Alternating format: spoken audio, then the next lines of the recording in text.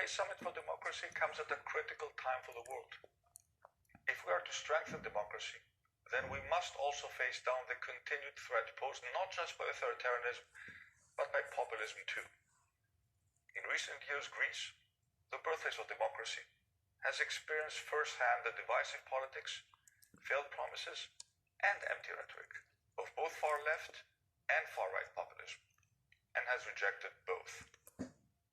After a decade of economic crisis, Greeks understood the need for real change, backing a reform agenda that was patriotic rather than nationalistic. Our success has been in our ability to listen to legitimate grievances and concerns that fed the well of anger, and then act upon those concerns. As such, we were and remain determined to focus on the issues that really matter to people. Issues like prioritizing investment, creating jobs, accelerating economic growth, improving the efficiency of the public sector by attacking bureaucracy, reducing inequality, and prioritizing enterprise and innovation through the digitization of the state, and always in partnership with business, not against it. For 2.5 years now, we have worked tirelessly to repay people's faith and deliver the benefits of a stable future-facing administration. And we did not let the pandemic get in the way of our change agenda, front-loading our political program with over 170 new reforms.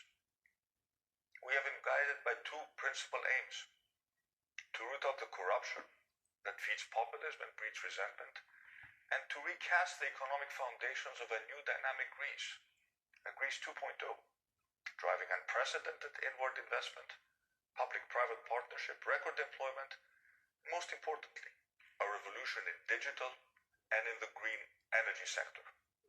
Because at its most basic, a democracy that works for the people is one rooted in the economic certainty and financial security of the progressive center ground, not in the extremes of the left and the right. The creation of gov.gr, a one-stop digital hub, has been a crucial driver of our success. In dragging once creaky digital infrastructure into the 21st century, we reduced costs, sped up the administrative process, increased transparency, and eliminated ready-made opportunities for corruption, all of which has reinforced people's faith in democracy itself and delivered the benefits, often in a single click. Ultimately, I believe Greece rejected populism because people recognized there is an alternative founded on pragmatic policies that deliver not just recovery, but long-term sustainable and just growth that people can see and feel. This year, growth in Greece is forecast to be around 7%, and we are just as upbeat about the years ahead. This is democracy focused on delivering tangible benefits through economic competency. Ladies and gentlemen, as the first European nation to experiment with populism, and the first to then reject it, we must remain vigilant.